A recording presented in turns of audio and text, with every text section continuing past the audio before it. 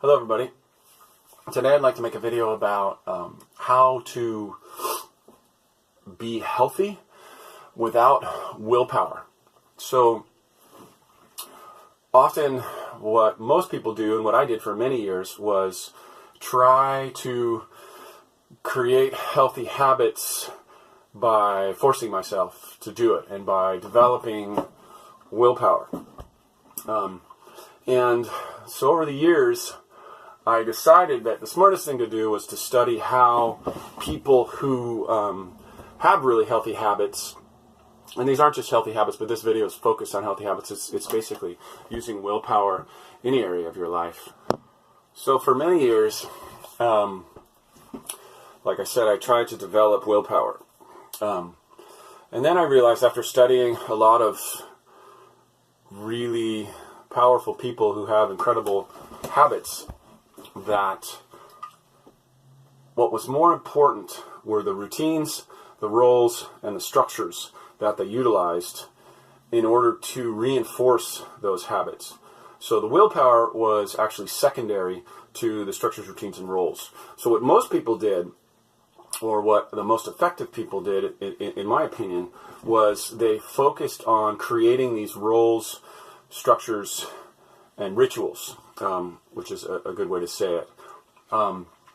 So, for example, we have a new baby, and that new baby is 7 months old. And she sleeps well during the night, and she wakes up around 6. I've never been an early riser, but I've always wanted to be an early riser. What I now have is a baby, which is a structure, and a role as a father, which requires me to get up at 6 a.m. when the baby does, because we let the baby sleep in our room. So I don't want to change that, because getting up at 6 a.m. has always been something that I wanted to do and struggled with. And now there's this natural structure. Now, when she's old enough and that's no longer there, then I'll have to replace it with something else. But that's the first. Another very common theme in the modern literature around willpower is that it's a depletable resource. And that's what consciously or unconsciously very effective people understand. They save their willpower for when it's really needed. If you've ever heard the idea that, or not the idea, the practice, that what stores do is they put the most impulse purchases at the end of the checking line, because by that time you've made 30, 40 decisions, or however many decisions. The more decisions that you make, the more it drains on your willpower. So they put those there since your willpower is really drained down, and you're likely to grab a candy bar or an ice cream or something like that, and then they make a little extra profit. Which we can talk about the ethics of that in a different video. But so the point is that if you're trying to increase your willpower, or if you're relying on your willpower to change your habits to become healthier, for example, when the New Year's comes around, if you're going to join a gym or change your diet, and you're relying on willpower to do so, I predict that you're going to fail. You may be one of the outliers, the 5 or 1 or 10%. I'm not sure the exact statistic, but there are some people that have that capacity, and there are times in life when we have enough of an emotional charge around something that we can do it. But if it's just a good idea and something that you want to change, and you haven't had much success in the past, then the way that's going to make you most successful is to change the structures, the roles, or the rituals that you practice that you live by. So what's a way that you can change your role? So becoming a father was a way that I changed my role, and which now requires me to get up early in the morning.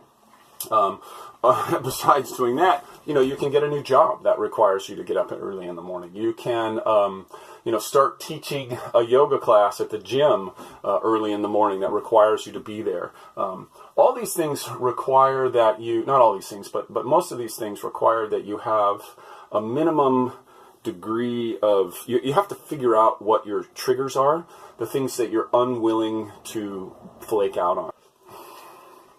So one structure that you can use is peer pressure. So I have a men's group, and in our men's group, we've created a peer pressure structure so that if I set a goal, let's say I decide that I'm going to work out in the morning twice per week. We meet every 2 weeks. When I come back in the next 2 weeks, we've all written that down. I have a buddy who we check in the off week. Just a quick call, make sure that we're on. then he asked me about my goals. I'm like, yeah, I worked out last week and I'm going to work out next week. If I show up and I haven't worked out that second week, everybody else in the group, there's 7 of us, 6 of us, are required to pay $1 into the kitty. And nobody likes to pay $1 for somebody else. Nobody likes to pay anything for somebody else's mistake. And so we have a process where we go through and really work out, was it we forgot it? Was it that you got overwhelmed? Was it that you're in a pattern of breaking your word? All of these things. And so we hash that out until all of us feel comfortable that the next time around that person is going to fulfill on their commitment. And maybe they make no commitments next time because that's all they can manage. And that's totally fine. What we want to do is create a structure that has a self-reinforcing loop of success. And so each time that there's a chink in the armor or a loose link in the chain, we repair it and then go back. And if there's some rest that needs to happen, then we do that. So the point is that the structure is always self-correcting to 100% on my personal goals. So I'm never 100%, well, not never, I mean, a lot of times I am 100%, and a lot of times I mess up, and then we hash out what it is, and so I get better at making those commitments, and how I individually work inside of a commitment structure.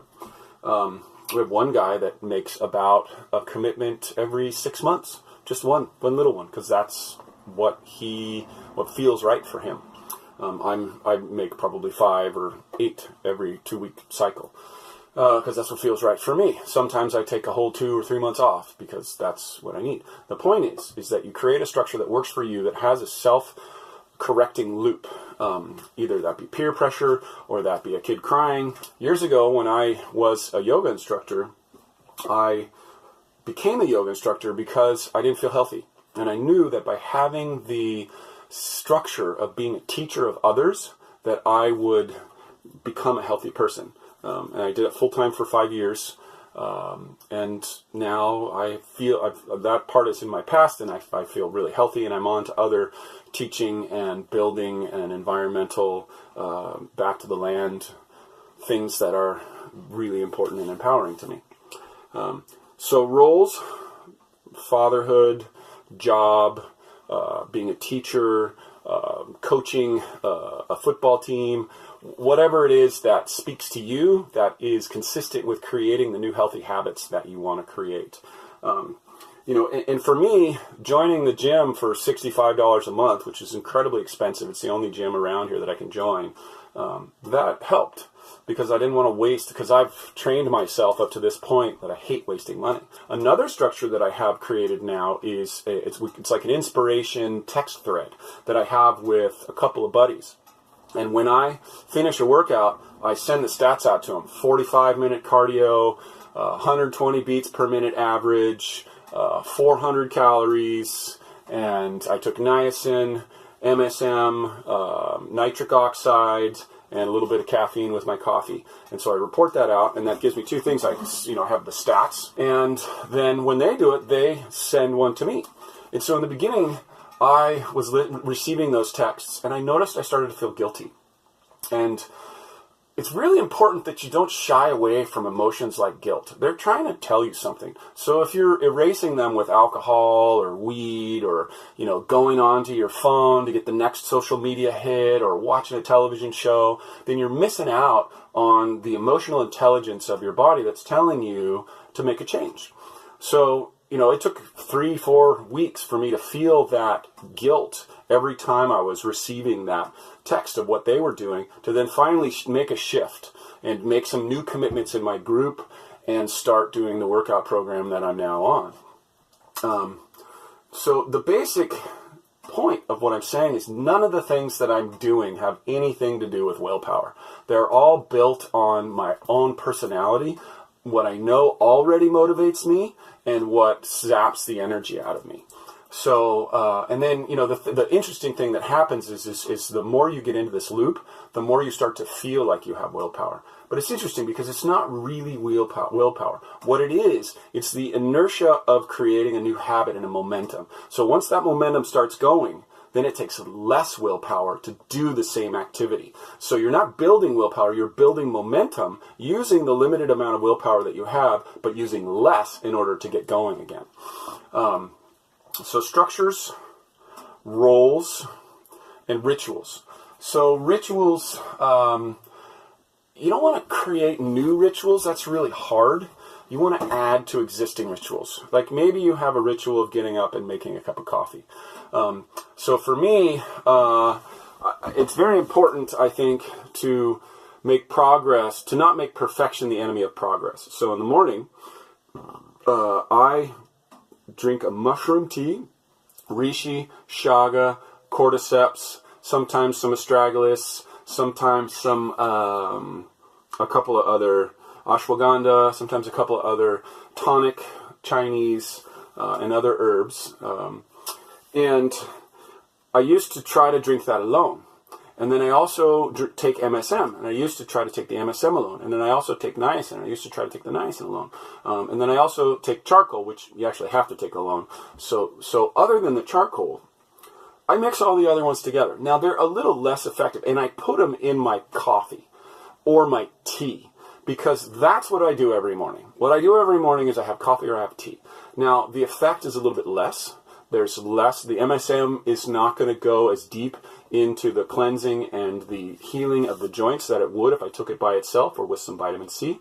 Or the mushrooms. I'm not sure if the mushrooms are less effective or not, but the point is, I didn't try to create a new ritual. I didn't add to my routine, or I didn't add another step to my routine. I took the step that I was doing and tweaked it a little bit. So, and I've been on that program for months, if not, years. I mean, there's obviously a few times when life gets weird and I fall off, but I've been on that for months or years, and I rarely get sick anymore. The joint issues that I had, you can watch my MSM video if you're more interested about the MSM effect. So that's it. Add to your existing rituals, and just add little things. Like I started off by adding the mushroom tea to my coffee, and I found a way that works for me. I don't take sugar in my coffee, so the mushroom flavor, if it's not too strong of a dose, feels just like a complementary bitter to the coffee bitters, And then sort of tweaking the dosages so that I felt good when I did it. Because they're all powerful substances, and if you overdo them, then you can go into a detox, which can make you feel pretty crappy, especially if you have to go to work and work a hard day. So add to your rituals, create new roles, and look for structures that you can build. So the structure that I have of the men's group, which we've been meeting consistently for 10 years, is one of the most important structures that I have about creating new habits. And then using that structure inside of all the other things that I already do. And remember that willpower is a depletable resource. There's a reason that, we sleep 8 hours. We're supposed to sleep 8 hours every night. It's because that our mind and our willpower, all the conscious things that we're dealing with, it gets worn out. And so it has to rest. It's the same thing with your willpower. If you're using your willpower using high cognitive functioning, you're going to burn out and you need a rest period. You have to have rest periods. This is another part, I think a critical part that I want to leave you with. Relate to willpower like it's a depletable resource. Relate to cognitive capacity like it's a depletable resource. There's tons of evidence. You can look all over scientific journals and studies that show that this is true. Do that, and then give real attention to those rest periods between using your willpower and using your cognitive focus, your deep focus. That's it. Thanks for watching. I hope that was valuable.